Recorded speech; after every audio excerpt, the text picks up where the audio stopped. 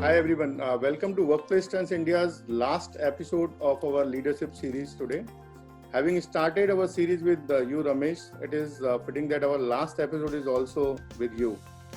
Having joined JLL in '99, Ramesh has over 23 years of diversified and hands-on professional expertise in most aspects of real estate business. He is today the CEO and country head of JLL India, a Harvard alumni, and he is also part of the Asia Pacific board of JLL. We have seen you on so many national and international forums and probably gained the best knowledge on this pandemic and how to go about it from you. You have been a true visionary to the industry. One could talk about your accomplishment endlessly. Today, however, we are here to learn more about you as a person, your values, your inspiration, regrets, and milestone, and your journey as a whole. Thank you, Ramesh, for being here today and sharing your experience and learnings with us. Thank you, Tushar, for inviting me. It's always good to be in a discussion which you're organizing, and thanks for calling me again. So thank you, Ramesh. So Ramesh, let's start on a personal note. You started your journey in JLL at age 24. When you look at back, what advice would you like to give to yourself? So the first advice I would like to give a youngster starting their first job is to think long term, where you adopt the 50-50 rule. So the 50-50 rule stands for whatever you do today, you will get 50% of the benefits today and 50% of the benefits of what you're doing today tomorrow. So that one should always keep in mind. The other advice I would give is try to improve yourself every day. I still carry on this habit. Today you have technology, you have various notebooks on your phone. I still write 2 things I learned every day on my note, and I go through it over the weekend. What are those over the 5 working days? What are the 10 things I learned two per day? So that's one more thing I do. I think as youngsters getting into the workforce, one needs to be like a sponge. You need to soak everything. You need to soak best practices. You need to soak information. You need to soak when you see good attitude. You need to soak that. So that becomes important. If you can, please try and find a mentor. When you're young, a mentor could be someone who's more experienced than you, somebody who's seen similar corporate challenges as you. That's something you can definitely look at. Money will definitely come if you're patient and diligent. And try and be known for one thing in particular. You can't be an expert in the first 2-3 years in everything. You need to look at what is that one thing you can be known for in the market and be known for that one particular thing. Always try and embrace technology, especially in these times. So this is my guidance to a youngster who's joining his first job. And I think, the getting right mentor, or I think it is, you're lucky when you get a right mentor. And I think you were lucky that time. I will dig out on this mentorship, thing. But before we go to that level, Ramesh, you were, when you were a junior manager in Chennai and then become one of the youngest MDs in JLL at age of 32. Again, I'm repeating age of 32. After reaching such a senior level, you took the risk and shifted to a new city and started again from the scratch. And why I'm telling you new city, because in India, geographies matter, and then now is CEO managing over 12,000 people. What is your reflection on this journey? Good question, Tushar. Transitions are never easy when you move from one role to another, when you move from one department to another, when you move from country to another, when you move from cities to other. So some of the few things one can keep in mind for a young manager who's transitioning. I think the most important thing is figuring out what are your key strengths and what are still the muscles which need to be developed. That's very important. You need to leverage those personal strengths more.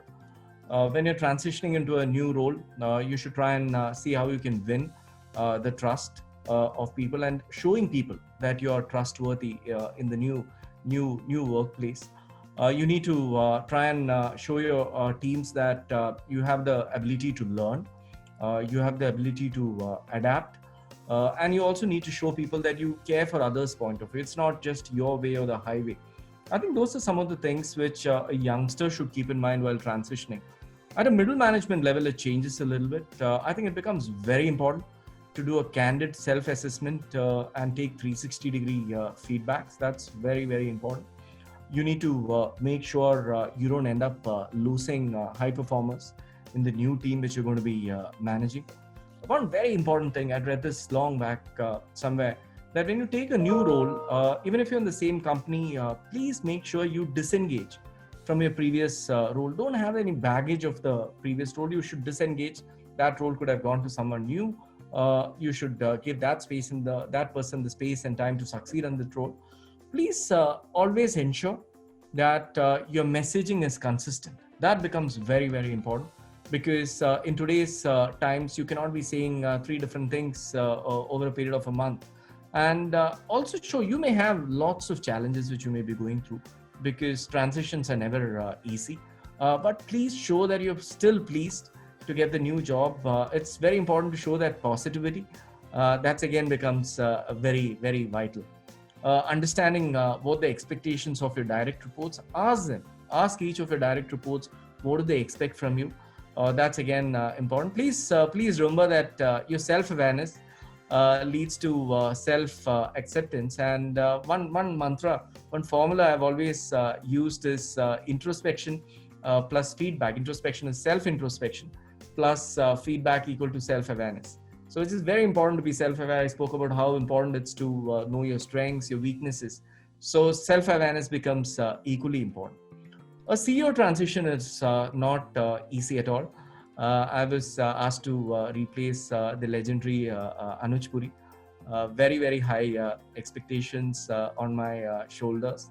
But I used to tell myself another thing which I had read, that only 10% of the CEOs have prior CEO experience. And most CEOs grow grow internally with deep knowledge of the company. I should keep reminding myself that.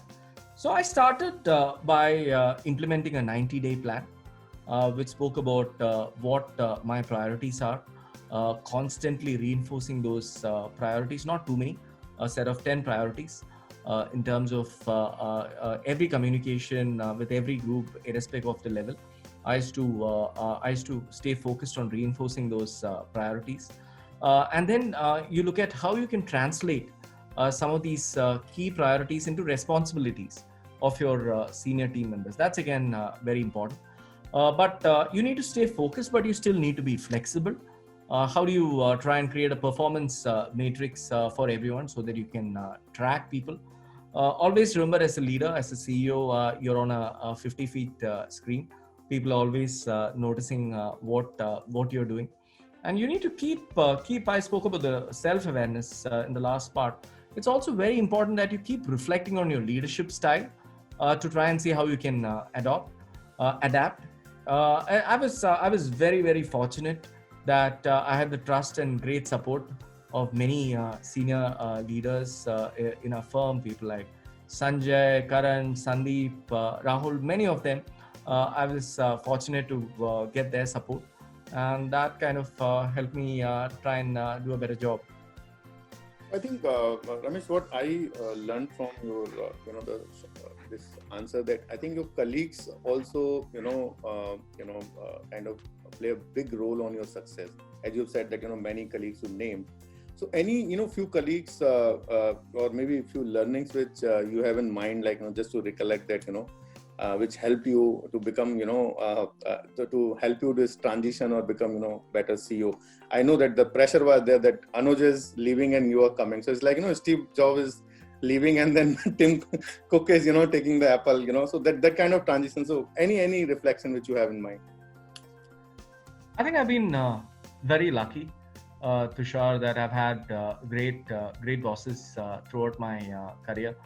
When I joined this firm, Mike Holland, who today heads embassy offices, the Blackstone venture, he used to be the head. I had Rajpal, who was a great boss. Hari and Santosh Martin, again, early days of my career with JLL. Then I had Vincent, then came Santosh Kumar, Anuj. Now my boss is Anthony. All fantastic bosses, all very, very senior professionals in the industry today.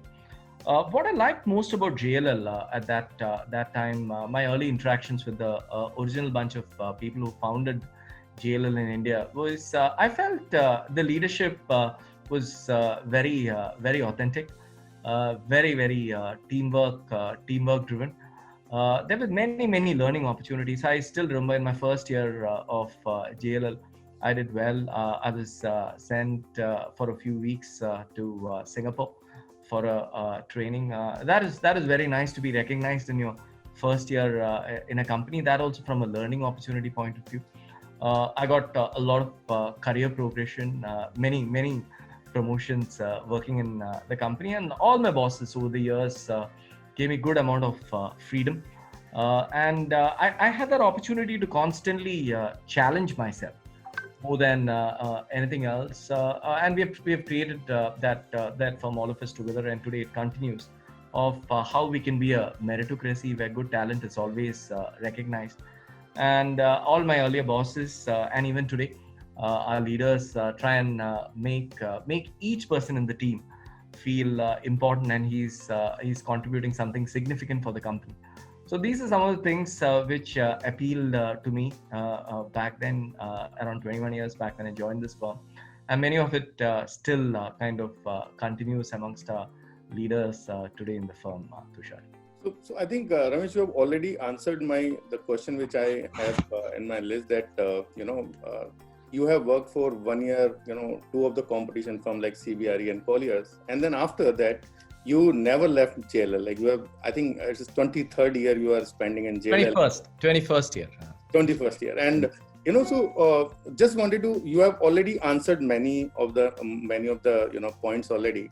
But would you like to give some tips to the youth here or audience here, that how to select the right company where you want to spend your life?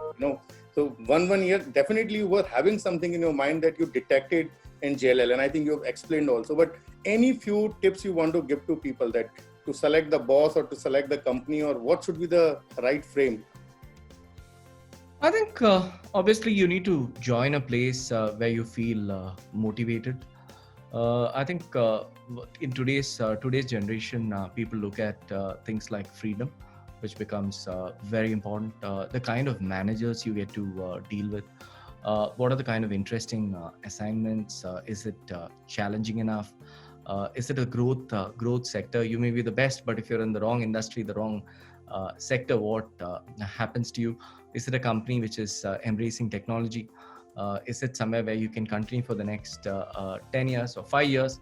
So I think these are some of the basic questions. More than anything else, I would say, is there a variety of learning? Is there freedom? Are you being challenged? Are you seeing interesting assignments? And are you getting to work with great people? I think these are the 4-5 things youngsters should look at, and not just money, or not just getting promoted every year. But Ramesh, again my question: we should work for a good boss or good company? I think you can. I think you need to have both. If you have a great boss but a wrong company or a wrong industry, you'll still be the same. You won't see career growth. I've been lucky that I was working for a great company with lots of great bosses, and luckily I managed to get along with many of my bosses. That's one thing which. So I've worked with a British boss. I've worked with a Belgian boss. I've worked with a French boss. I've worked with a couple of Indian bosses. I've worked with South Indians. I've worked with North Indians. So you just need to learn how to get along with an Irish boss. So that intercultural sensitivity, trying to understand, get along, be seen as a professional, that becomes very important again in your career. You can't have any fixed mindset that I'll only work for a boss like this. Even if you have a great boss, bosses also move on. There are times when bosses go for bigger opportunities, and I've seen a lot of people say, "Oh, I used to love this boss. What happens to me now? I think my career is going to be in trouble because I don't have a rapport with that boss." That's something which can always be built. So you spend a month or 2 months, the new boss sees that you're a professional, you show facts, you talk about your prior achievements, he sees you're a professional. You can always crack it. So that's something I would recommend to the youngsters. You were lucky, I think, in that sense, that good company and good boss, both the things you could manage. And one thing Jack Ma said that in early 35 years of it, like till 35, you should join a company where you can learn. Don't go for a bigger company. How much you agree with Jack Ma? You were lucky, you joined a big company, good boss, everything. But a lot of people I've heard, in the career counseling that in the early days of your career, join a small company and you will learn more. You learn in 2 years or 3 years what people learn in 10 years. Can you just add something on this aspect? Tushar, I would say learning comes in all kind of companies. It can come in small companies, medium-sized companies, large companies. I think it's very important to check what's the company culture when it comes to learning. Learning at all levels. Leadership development needs to be important. Managerial development needs to be important. How many hours does a company invest in training?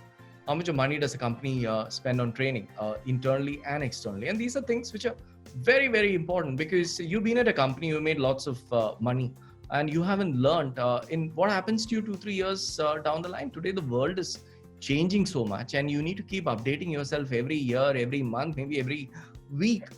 So the learning culture in a firm is something absolutely good point. Tushar, is something which everybody looking at growing up the ladder should be looking at. So one last question on this topic, that today you are a CEO and you joined as a manager. So when you are dealing with sometime with managers in some kind of project or something, do you reflect yourself that sometime you think like if today you are thinking like a CEO, but do you think sometime like a manager also today, and you engage with both the journeys when you are dealing with problems in the company?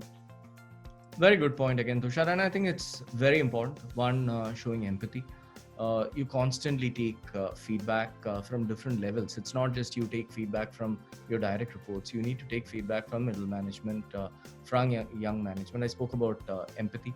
I spoke about self introspection. All this becomes very, very important. And more than anything else, whenever you get a chance, try to interact with different people in your system, and not just be focused on your team, your department, your city.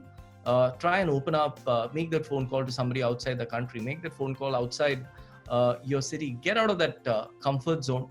We started a process of reverse mentoring in a company 3.5 years back, wherein managers listen to youngsters. So mentoring not just doesn't happen in both ways. It's the senior mentoring a youngster, but the same happens the other way around also. And we have seen getting so many new ideas. Every brainstorming I do, I make sure there is middle level, there's youngsters participating in, and the kind of quality of ideas when you can kind of make it into a diverse set of group is phenomenal. So great question, Tushar. I just request the audience to write the questions in Q&A box, and even people from JLL, don't hesitate. Ramesh is not in a town hall, so you can ask anything which you want to ask from Ramesh on a strategy or how he is dealing with the situation right now. So guys, feel free and write your question in Q&A box. Ramesh, I just when I was just reading about your journey and everything, I observed that your career growth path 2003 to 2008 were most important year for you. These were the years also more positive for India's GDP as well. So is there any connection between both the things, and who were the key stakeholders in that growth? So I often remind myself that one's career is dependent on multiple factors, Tushar, and some of it is beyond one's control. Look at what's happening to the entire world over the last 4 months. Sometimes we tend to take ourselves very seriously. Many a times we only give ourselves the credit when things are going right, and we blame external factors when things are going wrong. I keep reminding this all the time. I was so fortunate that the golden years of real estate between 2003 and 2008, like you said, where the Indian, you look at the GDP growth rate back then, and India was growing at 9% every year. Some years are getting very close to 10. There's hardly any year where we grow at 8% during those times. And those times, India had become a big IT destination globally, especially South Indian cities. I had various roles in South India back then. You need to remember that if India had not become an IT services destination, if India's growth was not happening at that 9%, what if South Indian cities, Chennai, Bangalore, Hyderabad, were not the biggest growing cities in the country at that time? When all these things fell in place, JLL at that time was growing at 72% at a CAGR basis. Every year, I remember between 2003 and 8, a company was growing at 72%. And there's so many different things at play. Some of our developer clients were making great products. I still remember RMZ, when Jaggi came to Chennai, they created one of the best projects there. There was Amit Grover and Mr. Minocha of DLF who created, again, a great project. There were developers like Asendas, Ajit Chode of Olympiad. All these people created great products. If those products were not there, we couldn't have done those deals in these markets. So I want to maybe thank them. So in a decade-long career, my advice to youngsters is, if you're looking at a 10-year period, there will always be 1 or 2 years which are disappointing. Like this is going to be a disappointing year for many of us, many professionals. Our main focus should be, how do I survive that 1 or 2 years out of those 10 years? That's very important. Career just cannot be a straight trend line just going northwards. There will be ups and downs, but over a period of time, it kind of tends to go up. And when things are bad, like a year like this, please swallow your pride. You may end up making less money during those years. Out of my 21 years, Tushar, I've had four bad years. And even in those bad times, you try and keep those relationships, whether it's internally or externally, because relationships matter. And please remember that the economy will definitely bounce back. And your job is to make sure you bounce back too. So that's something one should keep in mind all the time, Tushar. Thank you, Ramesh. I could remember, like, I joined in DLF in 2006 as a management trainee, and I stayed there for 1.5 years. But that time, I think the real estate sector was just booming, every year. So DLF was in Cyber City. You see, every month there is new plot is, digging, and the new building is coming up. And I think that was those were the good years for service sector and IT industry. But Ramesh, you are very candid about what helped you to make your career. But do you have any regrets? Which is you are free. If you want to share, you can share. Definitely, there are regrets. I wish I was a little more multi-dimensional personality. I wish I was not so focused on one aspect of JLL, the career. I meet a lot of people who were so good at so many different things. I've been reasonably good at what I do, which is real estate services, running teams, running businesses. I wish I could have pursued other interests. Obviously, when you look back, you also feel you wish you had spent more time with family and parents. As parents become old, your child becomes older, you wish you had spent more time. So those are regrets, but I wouldn't call them regrets, actually. I would say they are disappointments, because if they're disappointments, at least you have the opportunity to kind of fix them. So I would say those are my disappointments instead of regrets, Tushar. You are already warning me. I sometimes feel the same. So I'm warned now. So Ramesh, I didn't know you were so young. You're a management trainee at 2006. I thought you were older. Yes. So I joined in 2006, and I left in 2007 last. So that was my first or last job in any company, and then I started my entrepreneurship journey. Okay, so, which team were you in? DLF? Rajesh. I was working with Rajesh. So he was my first and last boss, but it was amazing learning.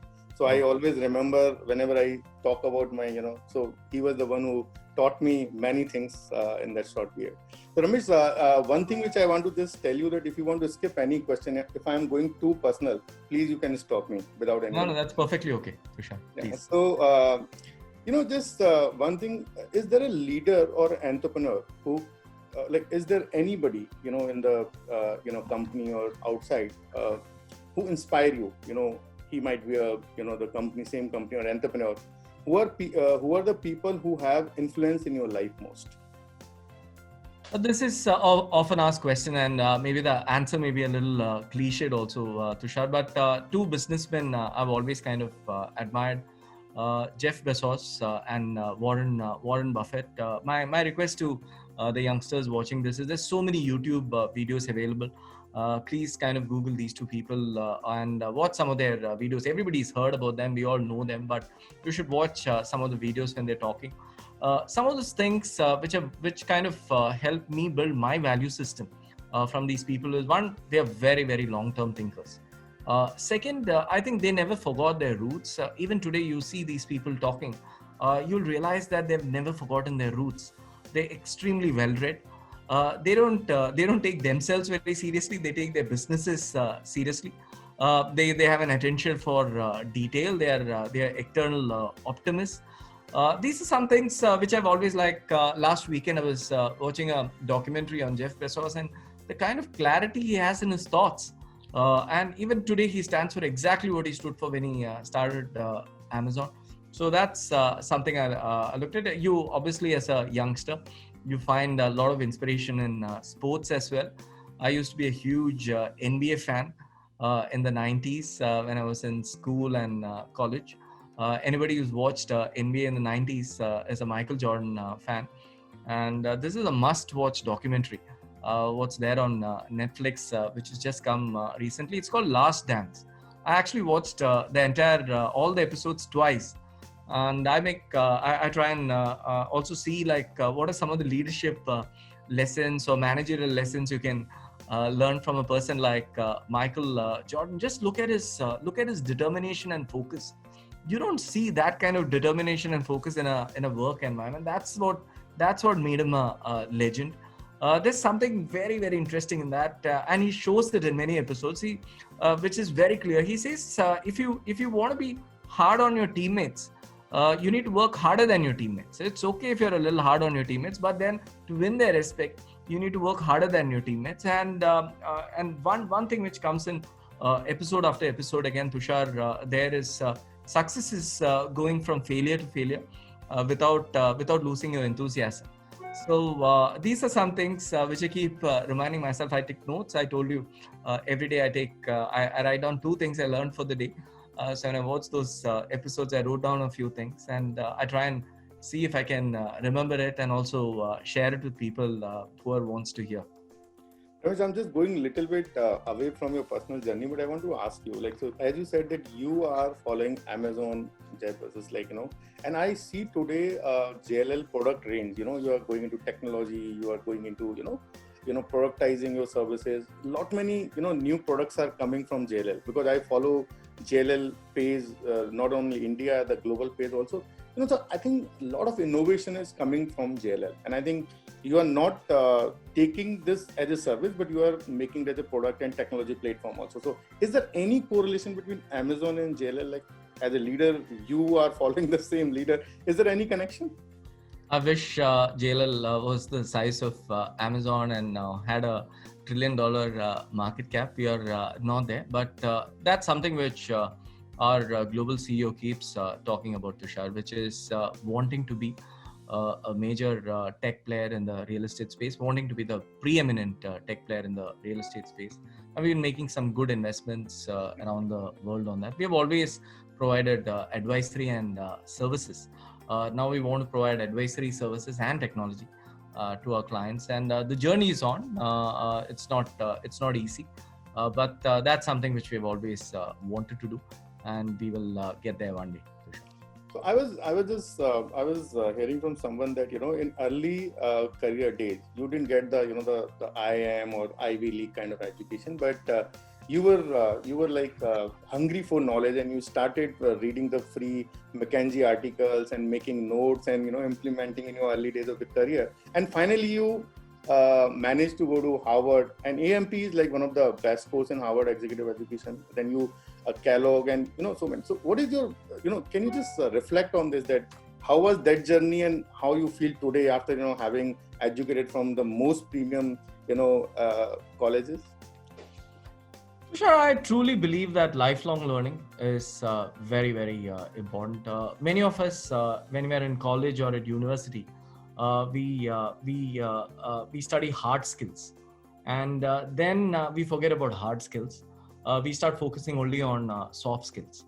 That's not the best of strategies. You need to keep working on your soft skills all the time, but you also need to work on your hard skills even when you're at work. Long back, I had read that Steve Jobs used to attend programming conferences just to polish his hard skills. So that's one thing I keep reminding myself. That passion for continuous learning has always been there. I still used to remember my father getting those business magazines from his office. I used to try and read those stuff. A few years back, I'd read that Warren Buffett spends 5 to 6 hours every day just reading. Just reading. He just sits and reads for 5 to 6 hours in his office. Look at the kind of knowledge one of the most respected business people have. Bill Gates, this is all publicly available. Bill Gates reads 50 books a year. How many of us read 3 books a year or 10 books a year? Again, very, very important. I think it's very important to have reading as a habit, as your daily routine. And my request is, when you read something, keep notes again. After you read for 1 hour, just look at what are those 3 or 4 things you learned and keep a note of it. Keep it on your phone, write it in a small book. That becomes very important. So constantly asking yourself, Tushar, how do you learn? How do you unlearn? How do you relearn? This becomes very, very important. What I'd also read somewhere long back, that you need to keep investing in yourself. We invest in holidays, we invest in homes, we invest in cars, we invest in good clothes, we invest in expensive shoes, but you also need to keep investing in yourself. And that becomes very important. I took that very seriously. I still remember back in 2008, I went and did a executive education program, the heights of the Lehman crisis. Went and did an executive education program in an Ivy League school. Again, last year, I did a important program. That was a 7-week program, just for one thing, that lifelong learning agenda of learning, unlearning, and relearning. So it's very important. I spent for it, and I felt it was worth the money. I could have ended up buying one more bathroom or bedroom in a posh area in Mumbai with that money. Instead of buying that extra bathroom, I thought I should invest in myself. So again, today, as a company, many of the senior leaders, middle management, everybody, there is huge amount of focus on learning. Whenever we can send people for education programs, whether to IIMs or ISB, we end up doing that, and that continues. That habit and that value system continues in the firm. So, Ramesh, one more question on the same topic. So a lot of people are asking many questions. Like, I'm getting a lot of questions, so I will finish my questions in the next 10 minutes.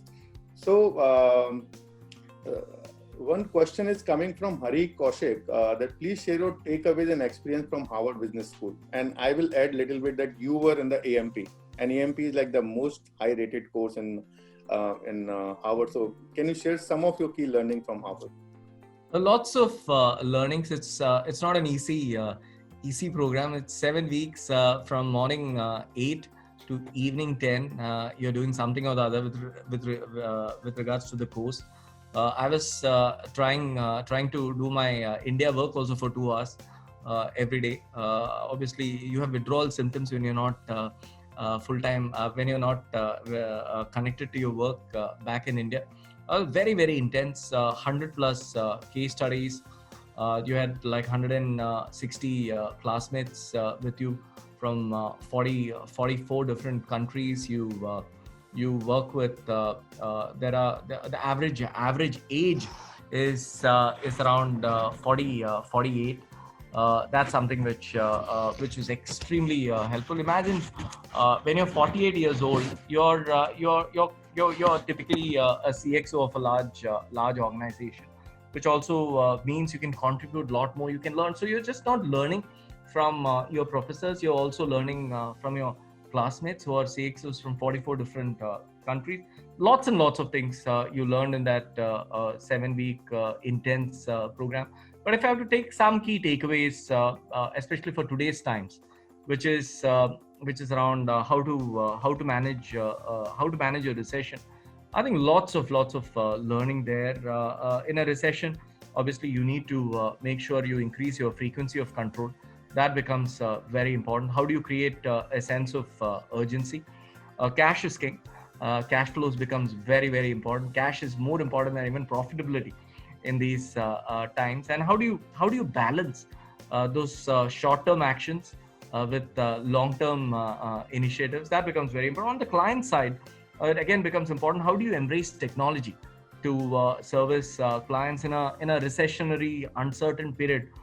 It's very difficult to service everyone in the market. You need to identify who are those high potential clients, who are those highly profitable clients and customers, and work closely with them. On the people side, especially in an uncertain period like this, Tushar, it becomes very important to show people that you care. You need to stay connected with them. You need to remind people, your team members, that they're not in this alone, and you need to keep sharing positive stories. I remember there was a topic on wartime CEOs, wartime generals, and what do they do different. So we are not going through a peacetime right now. Whatever we are going through as a world, we're going through wartime. And how does a wartime general or a wartime CEO handle a situation like this? And which is very contradictory to kind of things which happen during peacetime. A wartime CEO always doesn't follow protocol. Sometimes he's very tough. He becomes very paranoid. A wartime CEO needs to take hard decisions at all times. He knows he can't make everyone happy, and he needs to adapt. Which is very important. And from some of these learnings, I've created my mantra for 2020. Not an easy year at all, which is adapt, survive, and thrive. I'm sure the Indian economy will bounce back. The real estate markets will bounce back. You see today what happened. The Mindspace REIT. We were talking so negatively about the real estate sector a few weeks back, and today the same Mindspace REIT, which is a 30 million square feet portfolio developed by KRA Corp, got oversubscribed 13 times. So what happened to all the people who said office is dead, work from home is going to capture all the office space? And these are investors, global investors, the most sophisticated investors who are looking at India, who have come and made some of these calls, just the anchor investors, strategic investors, even the retail investors oversubscribing this by 13 times. I think that's something we need to keep in mind. The Indian economy, the real estate markets, the Indian businesses will thrive. But before that, we need to survive this year. And the way we are going to survive is by adapting. Lots of lessons, so I can go on and on. I hope that was helpful. Thank you, Ramesh. So I can reflect when I did my course from HBS that, so many case studies. You can just, remind. So what I did, I just took 4-5 case studies, which is relevant to my business, and started working on that. So Professor Bill George and Professor Sunil Gupta, these are the few professors, those who gave, different. So authenticity is one thing which you have spoken very, like technology. And I think this is the way that in these schools, and, you don't get that state something which is applicable. You have to get and I think the right answer for this question. Ramesh, how you de-stress? What are your hobbies? I'm one of those guys who lands up at the gym every year in Jan. I'm sure many of you can relate to it. And by end of Jan, you've taken a full 12-month membership, and then you don't turn up much. But January workouts happen. Otherwise, I try and walk a couple of times. It's easy to walk. I stay in a good part of Bombay where walking is reasonably okay. Again, last a month back, I saw a lot of people cycling in my neighborhood, so I went and bought a cycle. So I've been cycling in the last 1 month. So keeps changing. So I try and do some physical activity to kind of de-stress myself. But these are very very tough times where you need to be optimistic, but you can't be too optimistic also. So the cautious optimism becomes very important in these times. 2-3 things I keep telling myself all the time when it comes to stress is, will it matter in 5 years? That's a question I ask myself all the time. Why are you getting so worried? Will it really matter in 5 years what you're going through? Second is, every time you see a very negative thought creep in, or you see the worst going to happen, try and tell yourself that also think of something good can really happen. That again becomes important. So it's not just the negative side, but it's also looking at the positive side. But just the fact, just the realization, self-realization that you're overthinking, that itself is good. I think you just need to tell yourself, you need to slow down, you need to breathe slowly, and tell yourself that you are overthinking. That itself is good enough. It's not easy times. The last 4 months, I'm sure, has been stressful for many, many managers. It's not just senior management, middle management, young management. There's so much of uncertainty around. And you should try and see if you can remind you some of these things, and so that you can be a little chill. So I can see a lot of hope on your face, like, your smile is indicating not only the mind space, that indicating the, upcoming market, things. So I'm sure that the smile will give smile to a lot of other faces also. So before, you have written numerous thought leadership articles, Ramesh. I follow you on LinkedIn, and, I see a lot of thought leadership is coming from you. And you have chaired the Indian Leadership Council of JLL. What, according to you, makes a good leader? Any key aspect would you like to highlight? I think there are lots of things which are required for leadership, Tushar, and I think 2-3 things. The other day I was reading that there are 11,500 books written just last year on leadership. So you look at any adjective from A to Z. A leader is expected to be doing all those things, and the expectation is so huge. I think the most important thing for a leader, the most important use of his time is motivating other people. I think that would be one thing. Just asking people, what do you think? Is very, very important for just asking all your people whenever you meet them, what do you think? Just asking for their opinions become very important. I spoke about it a little earlier also. I've always believed that as a leader, if you give your people more freedom, they tend to do a lot better. Try and give people more freedom. Try and see how can you give them variety of jobs. They don't want to be doing the same thing all the time. Try and give them more interesting assignments, more diverse assignments. I think these are 4-5 things one can keep. But again, there are 11,500 leadership books, and I'm sure you would have heard 10,000 things which a leader needs to do. Just focus on those 4-5 things, and that's what will help you. Great, Ramesh. So you have faced several recessions as a leader, like 2001, 2009, 2020. You have seen, I think, 3-4 recessions in your tenure.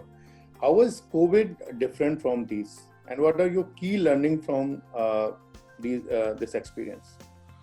So Tushar, COVID, I think is definitely very, very, very different from other things. One of the first things when March. Around middle of March, I realized things are not going to be easy, and I took all my notes from 2008-9, and I thought I know everything, and I'm going to solve this because I've seen 2008. I was young in 2002, but I'd read a lot of stuff about the 2001-2 recession also. I thought I'm going to be prepared, but what we've seen in the last 4 months, no one predicted. And we've multiple things happening in our firm. I think one key aspect which we keep doing is scenario planning, which is very, very important. Multiple scenarios. What if tomorrow all the cities in the country go through one more lockdown? What if our revenues drop by another 20%?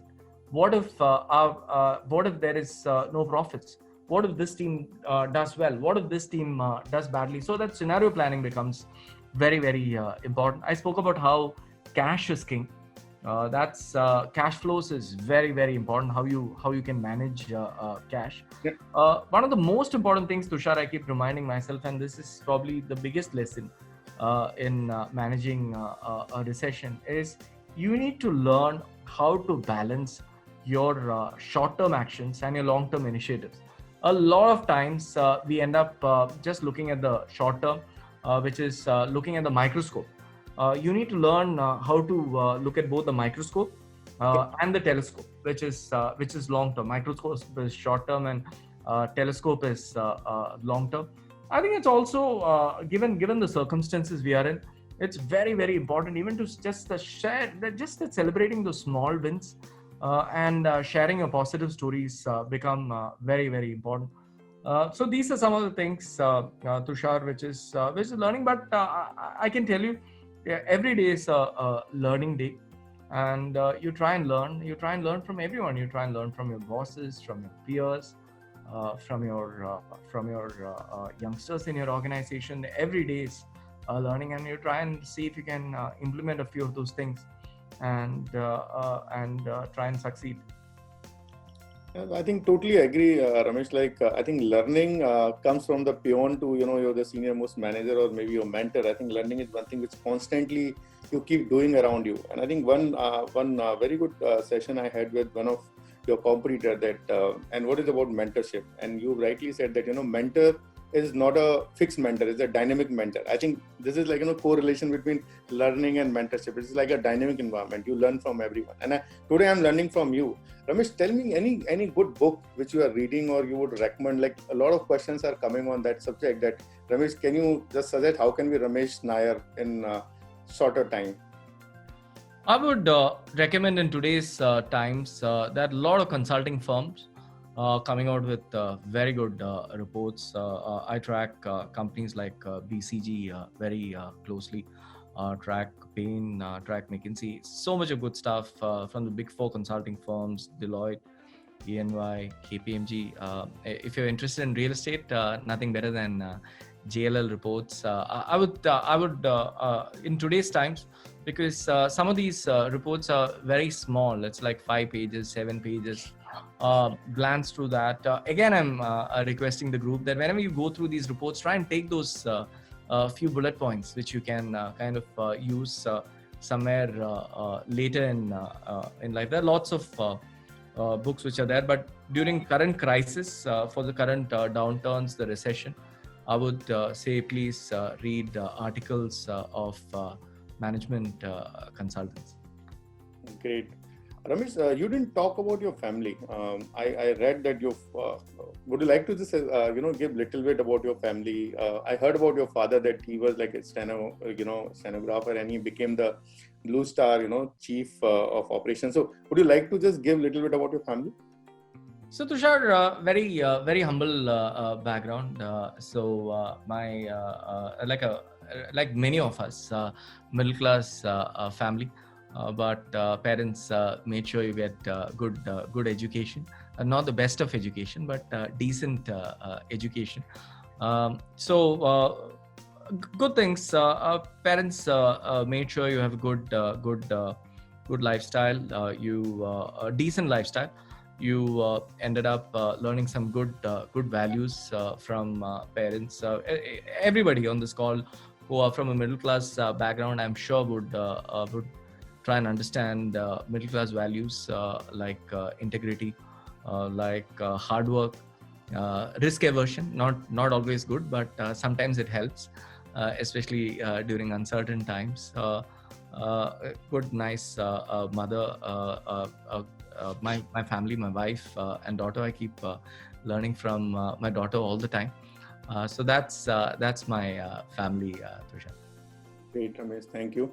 And somehow I relate many things in my life, and I see that the sometime when you come from a very middle class family and from a humble beginning, a lot of learning you did at that time only. Like you get to chance to struggle at that time. And I remember my old good days when I started my journey in Delhi. It was like a new word for me, that when I came from a small village, and that the same thing, to hunger for your education makes you more learned than others. So that I totally relate with this. So one question is coming from Udipana Vora that Ramesh, you have self-doubt in your career? And if yes, then how did you overcome the same? How do we overcome the fear of people judging you? Great question. And there's something called imposter syndrome, and it's been quite a well-researched topic. A lot of senior management go through that imposter syndrome issue, and what basically it means is when you're at a certain level, you actually have that self-doubt if you're good to be there, or are you just here because you're lucky. A very simple solution for that. Everybody in the world reaches somewhere because you've got the help of different people. It's not just you. Today, I had a large organization. We have some of the best leaders in the industry who work for us. We have 300 plus directors in JLL India who are contributing. So it's not just you. You don't have to be a Superman who's good at everything. You have people around you. I think that's that simple thing. There are a lot of times when you're at self-doubt, when you're handling a situation, especially what we have seen in the last 4 months, and you just need to keep telling yourself that you are surrounded by smart people. I take a lot of decisions. I try and see how we can take good, important, quality decisions. But these days, how it works is you always refer big decisions. You ask for guidance from your senior leadership, and then you take those decisions. I think whenever you're in doubt, please ask your seniors in your organization. Seniors meaning your senior leaders within your organization. Always have some level of support groups. Support groups could be your family, your spouse, your parents, your friends. That support group is very important. I think those are some of the things I would look at when I'm in self-doubt. But it's a very interesting concept, which is imposter syndrome. So next time you can Google it and search. Thank you, Ramesh. So Manvendra Jha is from PTI here, and Manvendra has some question with you. So Manvendra, over to you. You can unmute yourself, Manvendra. Hello. Hi Manvendra, good to see you. You always keep asking me tough questions. Please ask me a easy one. Yeah. 2-3 questions. First one is you joined. You was elevated as CEO in 2017. So how has been the journey? 3.5 years, and where do you want to see JLL in the next 5 years? What is your target? And second question is about the REIT. Now over 9,000 crore has been raised through the 2 successful REIT in India. How much further scope you see in REIT? And third question, when I interviewed last month, you said in July or maybe in August beginning, you will tell me the forecast for the entire year. So where do you see commercial, residential, sales and leasing for 2020? Manvendra, you are planning for next 7 days news from Ramesh only, huh? Tushar, now you know. That's my job. Now you know I'm scared of Manvendra asking me all these tough questions. But I'll start with the REITs thing. I think it's a great news, Manvendra, and we all were so happy yesterday evening. Great job by Neil, Ravi, and Vinod, who've been running the show in KRC. And a lot of hard work has gone into it. The bankers, I think, did a great job. But I think more than anything else on the REIT front, this is a true indication of how well Indian office sector is seen by global and local investors. And you answered the question yourself, Manvendra. This year is going to be tough. We all know this year is going to be tough. Demand is going to go down. But whatever we've seen just shows that people believe the office market is going to bounce back. Let me give you an example. There was this period in June, around 1.5 months back, where most cities were out of lockdown. And we saw a company like JLL did 5 deals which were close to 1 million square feet. Just us. I'm sure our competitors who are equally good would also be doing large deals. We did 5 deals in a span of close to 1 million square feet each in that span of 3 weeks. Okay, then again, lockdown happened in some of the cities and things slowed down. I believe after this, there would be a lot of companies who would look at raising REIT money, except people who are under stress and need capital right now to reduce their debt levels. They may not look at going towards a REIT. We also saw the Brookfield announcement earlier this week that Brookfield is going to be launching another REIT very soon. So I think the REIT market would do well going forward. Your first question as the journey in the last 3 years, like I said, not easy to replace Anuj. It's I think like I said, your top job I realized is a listening job. You try and listen. A lot of times when we are young, when you're in the middle level management, you want to show you are the smartest guy in the room. But when you're at the top, you need to try and listen to people. I keep asking this question to my leaders all the time. Like, how many leaders are they creating? Today, if the company has to grow, it's not just me going and doing a few deals or my leaders doing a few deals. It's about how each leader can create a set of leaders below them, and what are you doing to help them grow.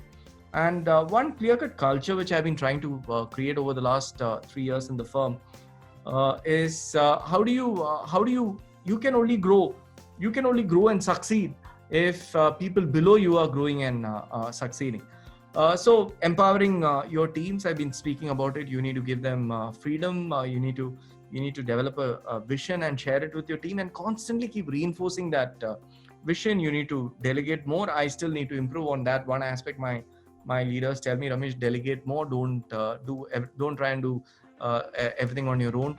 You need to try and see when there's an issue, how can you absorb that issue, and how can you compartmentalize that. You can't let one issue impact all your work. You need to learn how to compartmentalize it. That becomes very important. And developing goals for the team, priorities for the team, and making sure you get there. So that was your first question. I answered your second. But where do you see JLL India in next 5 years? And Ramesh, I want to add something. And where do you see yourself in 10 years?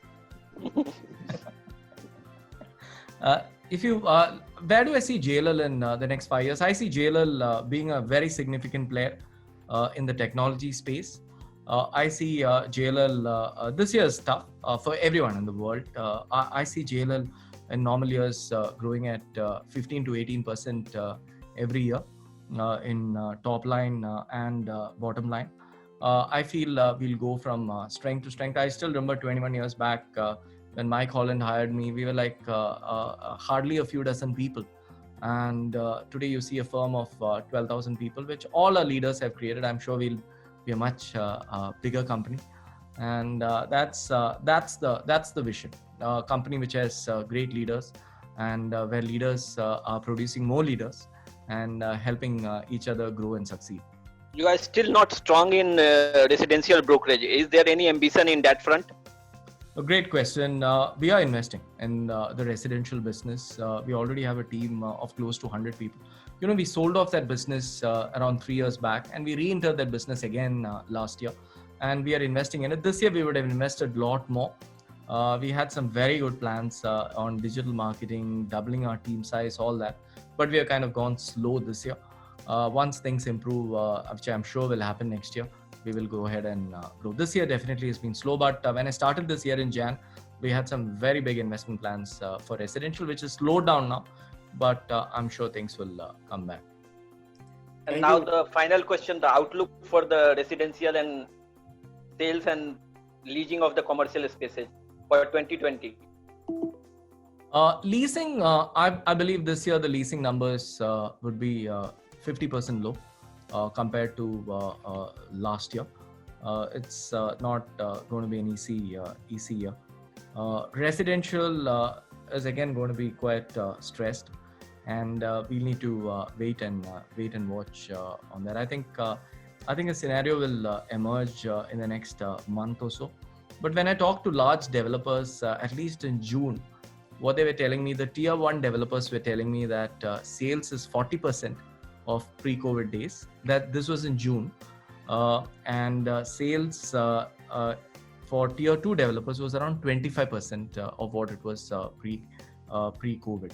I was talking to Abhishek last weekend. Abhishek Lodha, the country's largest developers, and he's clearly seeing one trend, that April was better than March, May was better than April, June is better than May, and obviously July is going to be better than June. So things are definitely improving. More walk-ins happening. There is no sales cycle which is stopped. And right now, obviously, there's an uncertainty, especially amongst the salaried class, about job security, salary cuts, bonus cuts, all that. And I think once things settle, today some positive news on the medical front in Mumbai. Today I could see that positivity kind of come back. So people are just waiting for that. And there was so much of worry around work from home. We all discussed, spent so many hours on worrying about work from home last month. If work from home was such a big worry, how would the Mindspace REIT have done so well and getting so many times oversubscribed?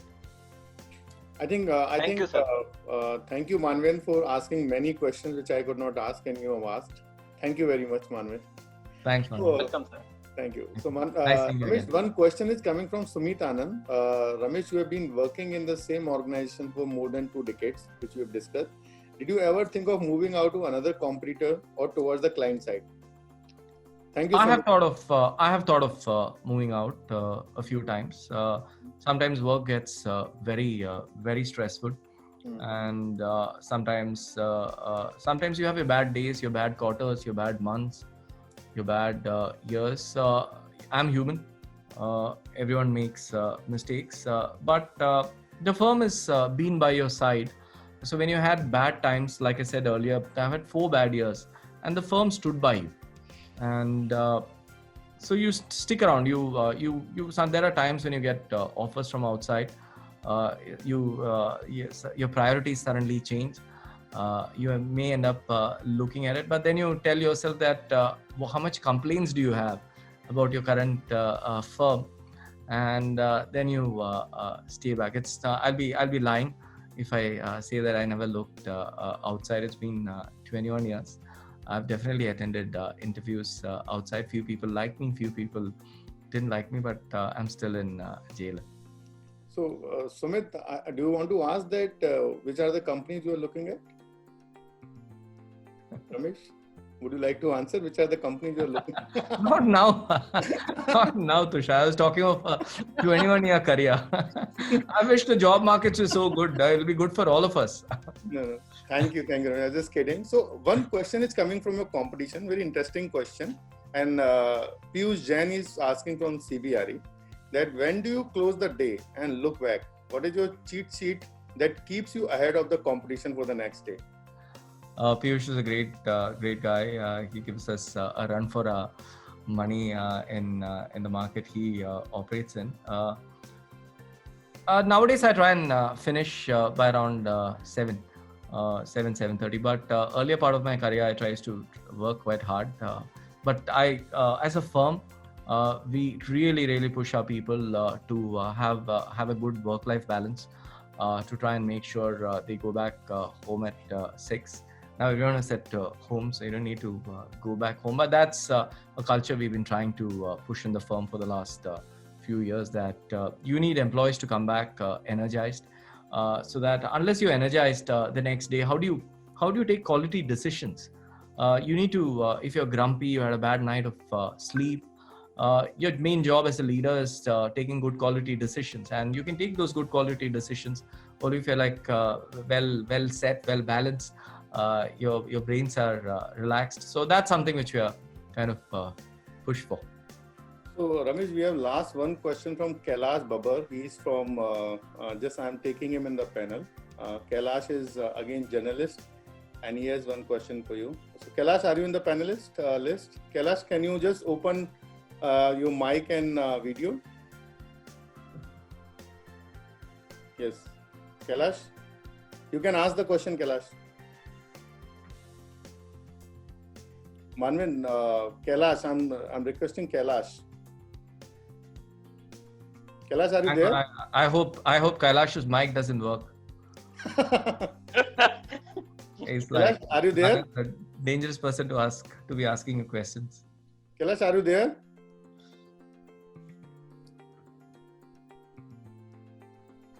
Okay. Kailash, you can ask the question. I think you are unmute, but voice is not coming. Okay, so Kailash, you can write the question, and I think we have only 1 or 2 minutes. Ramesh, one question, very interesting question is coming, that what do you do for the networking at your level? What kind of traits you follow for the networking? Networking is very important. I think from every level networking is very important. I've been lucky. I'm part of some leadership groups in the country. Tushar, you and me are part of the YPO group, which is a club of 25,000 global CEOs. So it gives, given the kind of role I have today, I'm lucky that I get to meet a lot of important people. The teams set it up for me. When I was young, it was not easy. I had to make those phone calls and set up those meetings myself. But today you end up meeting a lot of important people. My one advice to youngsters is whatever you do, whether you are clubbing, whether you are attending a marriage, always have your business cards in your pocket. And I remember I met Tushar first in one of those events. And please attend all the events wherever you get an invite, whether a networking session. And Tushar kind of floored me with his networking skills. You should be answering that question.